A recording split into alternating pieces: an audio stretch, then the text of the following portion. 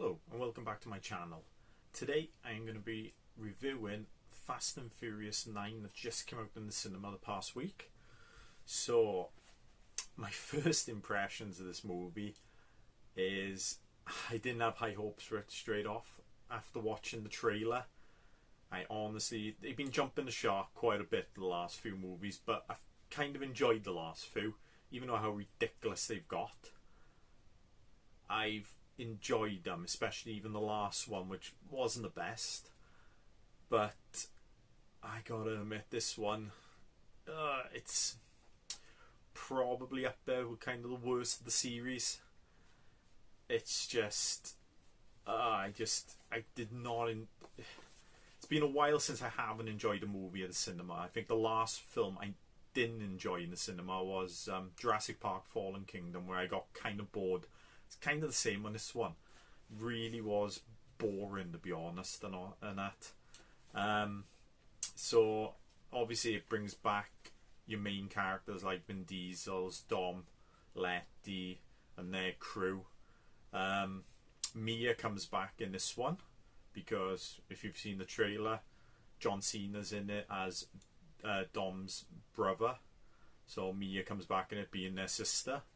So, but no Brian, obviously, because Paul Walker sadly passed away a few years ago now. But this is same storyline pretty much as the others, where it's Dom and Letty and Dom's child Brian are not hidden away, but they've moved away from the thing of action and all that and live on a little farm out of nowhere. So the group come and get him because Mr. Nobody needs their help. He's been hijacked, his plane's been hijacked, and he's got a package on it that needs to be that could ruin the world. So Cena's character is obviously in for that. You think Cypher is the main bad guy from after the last couple of movies, but technically she's not.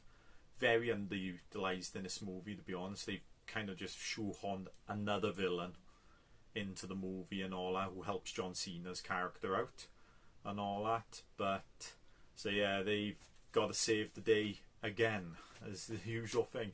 You'd honestly think for a team that hasn't got any training in guns or tactical assault or anything like that, you'd think there'd be better people out there to do the job, but it is a movie, so you've got to take it on the chin for that. So yeah, and it kind of hits all the same thing, uses the same thing as family again and all that, and I didn't mind. They do some flashback scenes, which when I go into my good and my bad, I will go into a bit more deeper. So they were probably my favourite parts of the movie, but the rest of the movie just sucked, unfortunately. If you like this movie, great. It's good for you if you liked it, but it just wasn't for me. After the last few, where they've technically been going down this road and all that, it's getting stupider and stupider. I'll be interested to see where they go, because there's rumours number 10 is going to be in the works, so I'll be interested to see where that goes. But yeah, I'll go into my good first, because there's only a couple of things in there that I thought I liked. First thing is, like I said, the flashback scenes. You do get a flashback in the beginning of how Dom's father died and how Dom went to prison, because obviously they shoehorned the brother element into this movie now, so you had to see that. So the guy who killed, they say kill, you find out later on something else, which I'm not going to spoil, but so Dom's brother, who's Jacob, was going to hit them with the wrench, but Dom took it from him and attacked the guy instead who killed his father. So that's how he goes to jail and all that. And then you get another flashback scene of he meets, I can't remember their names now, but they were in I think, and maybe 5 is like the 2 Brazilians, is it? The 2 Mexicans and all that, the friends who always bicker. He meets them in jail or juvenile hall or wherever he's at, and that's how he meets them and all, and that's how he figures out what happened to his father's car and all that. But that's most I'm going to say about that. And then you get another flashback scene of when he comes out of jail, and then he races, and you fit in like he finds his brother, and then you find out what things that happened during the movie, a bit further on in the movie and all that. So I enjoyed them scenes because they reminded me a bit of the first Fast and the Furious, which I really enjoy. I always go back to that movie because it's more of a simpler movie and all that. Kind of like the first 3 movies. I'm not a big fan of the second one. I still think the second one's the worst movie, but this one's not that far behind. But Tokyo Drift is an underrated movie, to be honest. I really do enjoy that. So it kind of brings it back to that, like, and then the rest of the movie comes back to what 4, 5, 6, and 7, and 8 went to, which went batshit crazy, to be honest. Also, bringing back some of the old characters, like I said, a little flashback with them 2 guys as well, and obviously you watch the trailer, spoiler obviously, but Han's back and all that. Don't like the way how they brought him into it and all that. It just seems very shoehorned in, bringing him in and all that, but he's part of what the story is and all that later on for the main story. And that's about it, really. It's the only couple of things I liked. The acting was okay. It was nothing special. There weren't. A couple of the characters were better than others. But if I go into the bad now, like I said, the characters, it's way too much comedy. It's not even funny comedy either. It's like really, really bad comedy in that movie. I think I maybe chuckled once in one of the movies, which I forgot. The couple of characters from Tokyo Drift, the main boy and I think Bow Wow, isn't it, his character? They're back in this one as well, so they have a little. They have a couple of scenes in this movie and all that. And I think that was the only one I laughed at, to be honest. There's a joke, but I'm not going to say it and all that. But yeah, it was kind of boring and all that, and jokes were rubbish and all that. And yeah, I think I was laughing, which goes into the thing. It's funny, but I was laughing at all the scenes, the cringe-worthy, really bad action scenes and all that. Like I said, these films are known for their action, and they have some really good action scenes in the previous movies, but in this one, I don't think I enjoyed any of them. And the first action scene thing, and if you've seen the clips in the trailer as well of the car being magnetized to a plane, and then Dom and Letty swinging across a cliff and all that. Oh, I had my hands on my head watching that. I did. It was just awful. It was.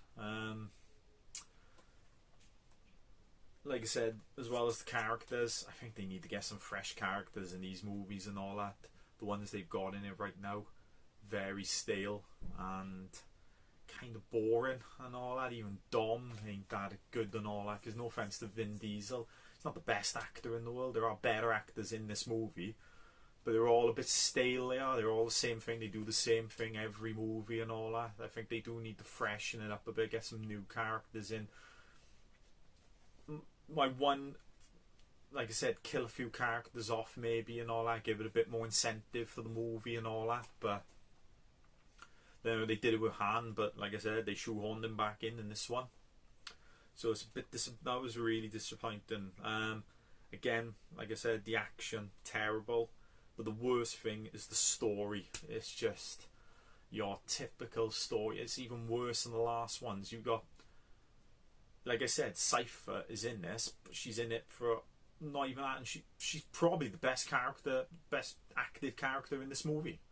She is. Like John Cena, I'm not a big fan of John Cena's acting and all that, because to me, it's like when you act, you're not supposed to know the person. Like every time he talks, so he's like when he was in WWE and all that, he's on the you just know he's acting and all that, and it's just, yeah, he was good in some parts, but yeah, I think he was out of his depth in this movie, and him and Vin Diesel didn't have good chemistry when they were on screen together. I honestly didn't.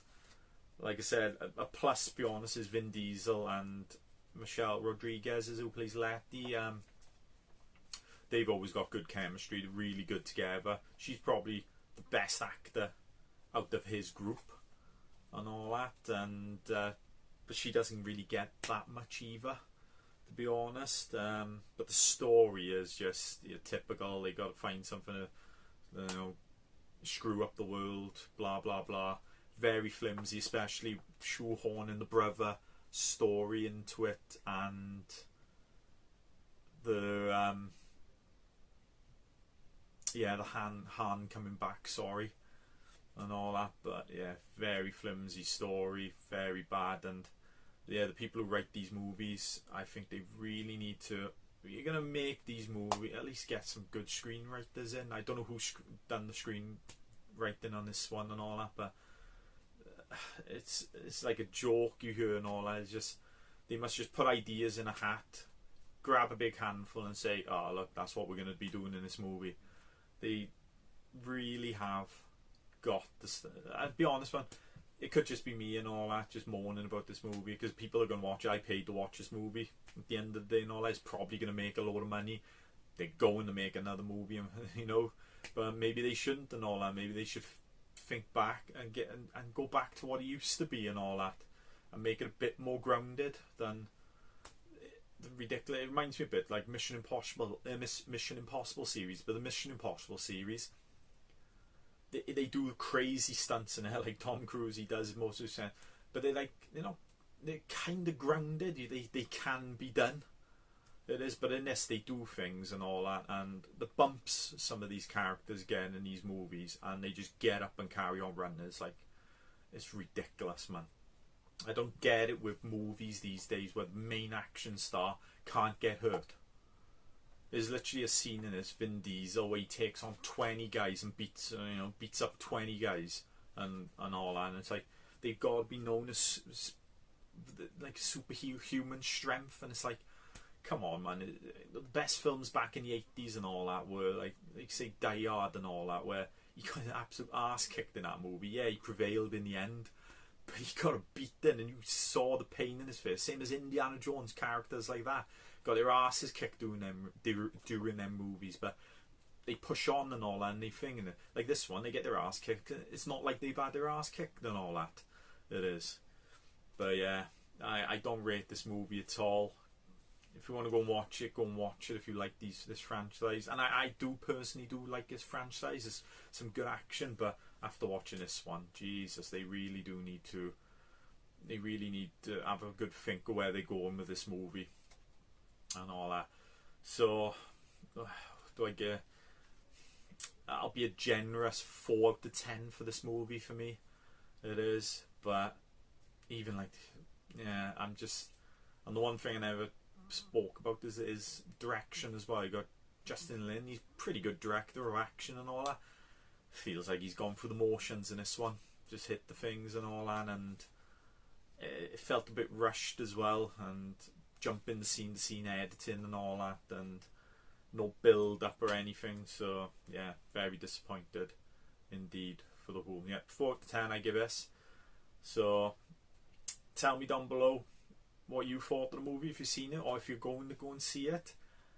Give us videos a thumbs up if you thought you liked what I said, or you thought it was interesting enough to make your mind up whether you're going to see this movie or not. And if you'd like to see more reviews like this, subscribe to my channel, and I will see you next time. Bye.